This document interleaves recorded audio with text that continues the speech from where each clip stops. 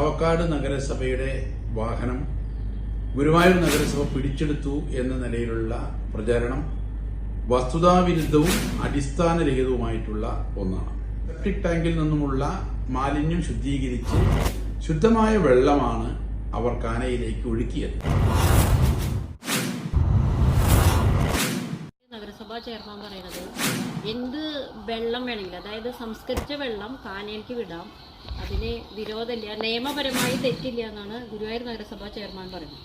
എനിക്ക് ചെയർമാനോട് ചോദിക്കാനുള്ളത്, ഇവിടെ ഒരു സാധാരണക്കാരൻ ഒരു വീട്ടിൽ നിന്ന് മഴവെള്ളം കാനയിലേക്ക് ഒഴുക്കുണ്ടെങ്കിൽ പോലും നിയമപരമായ നടപടി എടുക്കുന്ന ഒരു നഗരസഭ, കാന പണിയുമ്പോൾ മഴവെള്ളം ഒഴുകിപ്പോകാനുള്ള പൈപ്പുകൾ പോലും സിമെന്റ് ഇട്ട് അടയ്ക്കണ നഗരസഭ, ഒരു സാധാരണ ഒരു ചായക്കടക്കാരൻ കൈ കഴുകണ വെള്ളം പോലും കാനയിലേക്ക് വിടാൻ പാടില്ല എന്ന് നിയമം പറയുന്ന നഗരസഭ, അറിയാതെ പോലും കുറച്ച് വെള്ളം കാനയിലേക്ക് ഒഴുക്കി എന്ന് പറഞ്ഞ് 10,000 20,000 ഒക്കെ ഫൈൻ ഈടാക്കുന്ന നഗരസഭ.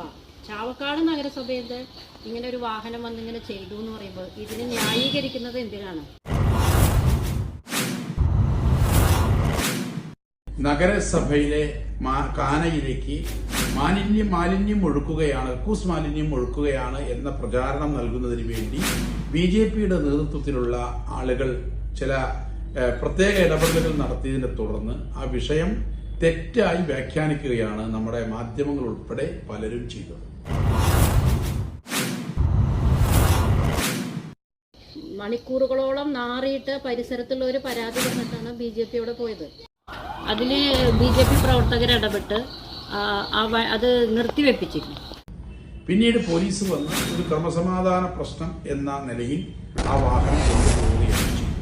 ഗുരുവായൂർ നഗരസഭയുടെ ആരോഗ്യ വിഭാഗം ജീവനക്കാർ അത് കണ്ട് ഇത് ശാസ്ത്രീയമായി സംസ്കരിക്കുന്നതാണെങ്കിൽ അതിൽ തെറ്റില്ല എന്നും അതല്ലാത്ത രീതിയിലാണ് എങ്കിൽ അക്കാര്യം പരിശോധിക്കാമെന്ന് പറഞ്ഞിട്ടും അതിനെ വഴങ്ങാതെ ഇത് കക്കൂസ് മാലിന്യമാണ്, കാനയിലേക്ക് തള്ളുകയാണ് എന്ന പ്രചാരണം ശക്തിപ്പെടുത്തുകയാണ്. അതിനെ തുടർന്നാണ് പിന്നീട് പോലീസ് വണ്ടി പിടിച്ചുകൊണ്ടുപോയത്.